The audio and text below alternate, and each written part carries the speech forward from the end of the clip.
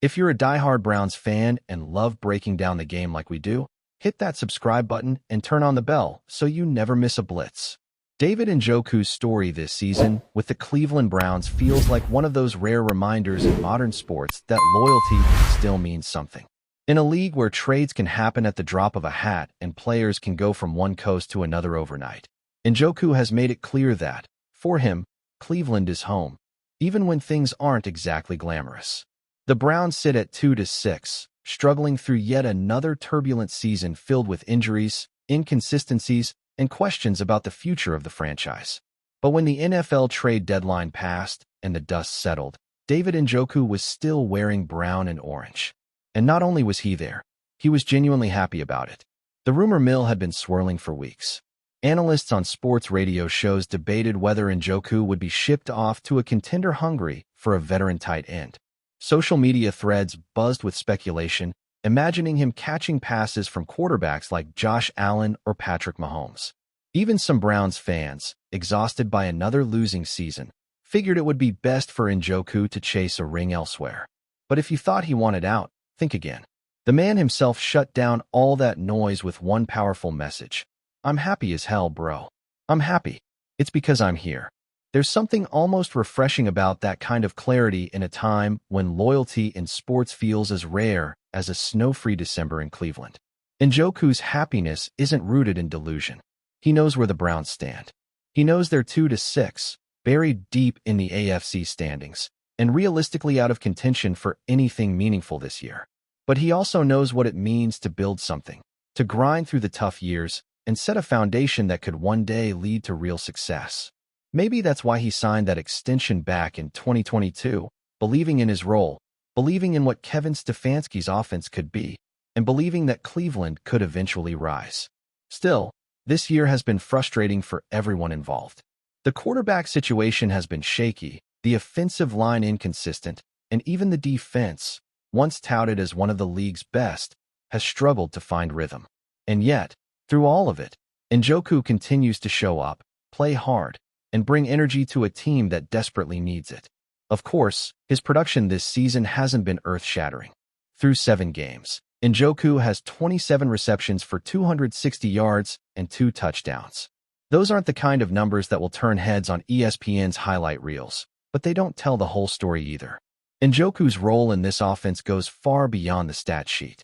He blocks, he draws attention, and he provides a steady veteran presence in a young and often uncertain locker room. Meanwhile, rookie tight end Harold Fannin Jr. has emerged as a surprising bright spot, leading the team in receptions and yards.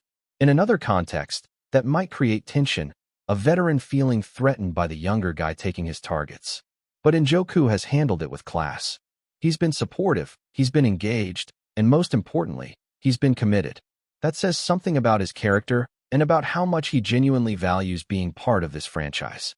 When reporters asked him if he was worried about being traded before Tuesday's deadline, his response was raw and honest. "Of course. I was terrified." You can hear the humanity in that. NFL players may be stars, but they're also people with homes, routines, and relationships built in the cities they represent. For Njoku, Cleveland isn't just where he plays. It's where he's grown up in this league. Being terrified isn't about fear of change. It's about uncertainty, about not knowing whether you'll wake up tomorrow still part of something you've invested your heart in. And in this case, the relief that came when the clock hit 4 p.m. Eastern Time on Tuesday was genuine. He wasn't going anywhere. The Browns hadn't moved him, and that moment meant more to him than any fantasy football owner could ever understand. When the trade deadline ended and Njoku found out he was staying, he didn't hide his emotions. He embraced it. "I'm in Cleveland, baby. I'm not going nowhere. I ain't leaving. I'm not leaving." Those words echo something deeper, almost like a declaration of identity. They sound like the kind of line you'd hear in a movie about resilience, about a player who refuses to give up on his city, even when it feels like the world has. That's the kind of energy Cleveland fans live for. They don't just want stars. They want guys who want to be there, who fight through the rain and the losing streaks and still bleed brown and orange. And right now, David Njoku embodies that spirit perfectly. The irony is that Cleveland's front office might not be as secure as Njoku's commitment. General Manager Andrew Berry and head coach Kevin Stefanski have found themselves on the hot seat, and for good reason. The Browns roster isn't devoid of talent, but the results just haven't been there. Every week seems to raise new questions about direction and accountability. And when the team decided to stay quiet at the trade deadline, neither selling off veterans for draft capital nor making bold moves to improve, it left many wondering whether Berry and Stefanski even know what kind of timeline they're on. Zach Jackson of The Athletic pointed out that Cleveland didn't get better or build for the future before the deadline. That's a damning statement, suggesting indecision at the top during a season when clarity is desperately needed. But if Njoku has anything to say about it, he's ready to help right the ship. He's made it clear that he wants to stay, that he believes in what this team can become. And whether the Browns rebuild, retool, or completely start over next offseason, there's value in having players like him who bring consistency and leadership. He's been through the highs and lows of this franchise, from the endless quarterback carousel to the brief glimmers of hope that always seem to fade too soon. He knows what the fans feel because he's lived it alongside them. And maybe that's why his words carry weight. When he says he's happy to stay, it's not just PR talk. It's passion. The Browns' next challenge is a road game against the New York Jets, another struggling franchise trying to redefine itself after a massive roster reset. On paper, Cleveland enters as a slight favorite, a 2.5-point road pick according to ESPN BET. But at this point, spreads mean little. What matters more is whether this team can show life, can show fight. For players like Njoku, this is about more than one game. It's about setting a tone for the rest of the season. Every catch, every block, every play is a statement that even in a lost year, there's pride in playing for Cleveland. And that mindset, that grit, is something the Browns will need if they ever hope to turn the corner. As for Njoku's future, it's still uncertain. His current deal is set to expire at the end of this season, and no one knows what the Browns' front office will look like by then. But based on his recent comments, it's clear that if it were up to him, he'd stay right where he is. The city has embraced him through ups and downs, and he's returned that love in kind. You can't fake that kind of connection. In an era when so many players chase bigger markets, bigger paydays, or instant contention, Njoku's approach feels almost old school, and maybe that's exactly what Cleveland needs right now. At the end of the day, this is more than a football story. It's a story about belonging, about choosing heart over convenience, and about finding meaning even when the scoreboard doesn't go your way. David Njoku could have looked at the standings, seen 2-6, and thought, "Get me out of here." But instead, he looked around, saw his teammates, his city, his fans, and said, "I'm happy as hell." That's rare. That's real. And that's why, no matter how this season ends, Cleveland will remember David Njoku not just as a tight end, but as a symbol of what it means to believe in something bigger than yourself, even when it's hard. Because at the core of it, football is about loyalty, grit, and perseverance. It's about sticking with your brothers when things fall apart and believing that tomorrow might just be better.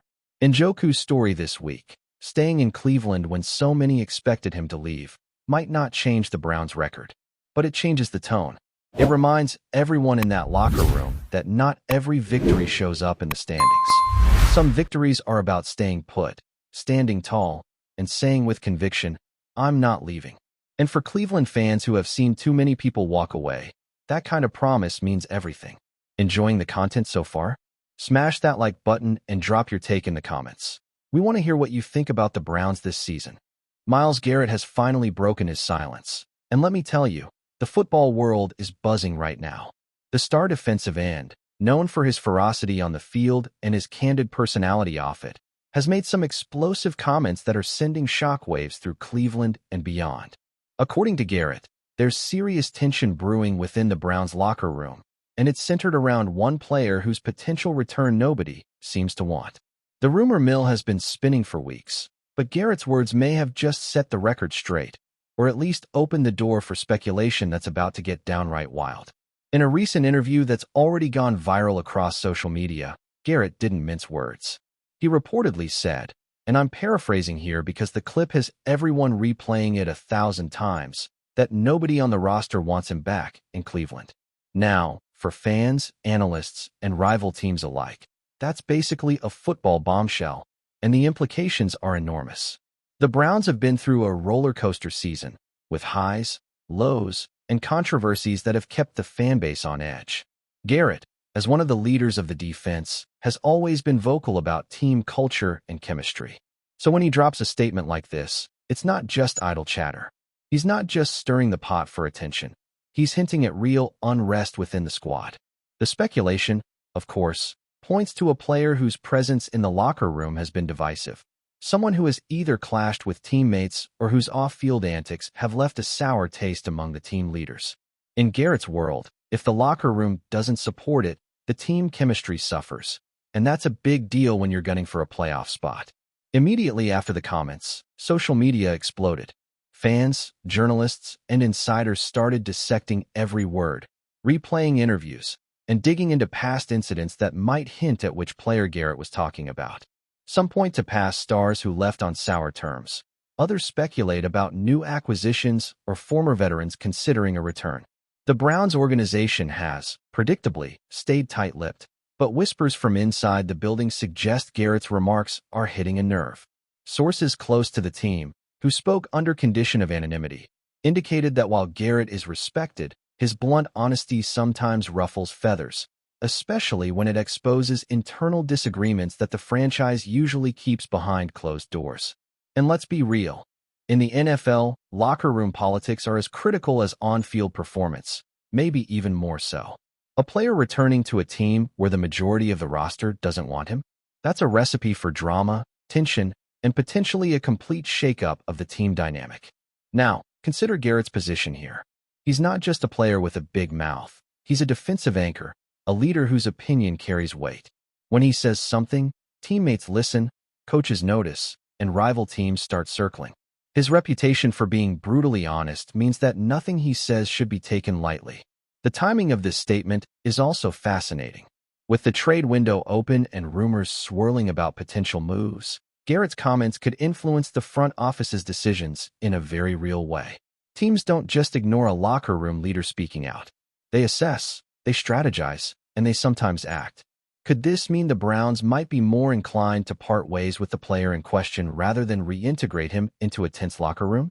That's a scenario that insiders are already debating, and honestly, it's giving fans all the suspense of a primetime drama. Of course, Garrett's revelation also plays into the wider narrative about team culture in the NFL. Over the past decade, we've seen locker rooms implode over a single player's presence, whether because of personality clashes, off-field behavior, or even differing work ethics. Teams often say that chemistry is everything, but rarely do we get confirmation straight from a high-profile player like Garrett that this isn't just a platitude. It's the reality they live by every day. For the Browns, who have been building a reputation as a team with talent, but sometimes shaky cohesion, this statement might be a wake-up call. It's a reminder that no matter how talented a player is on the field, if he disrupts harmony, it can cost more than just games. It can cost trust, morale, and long-term success.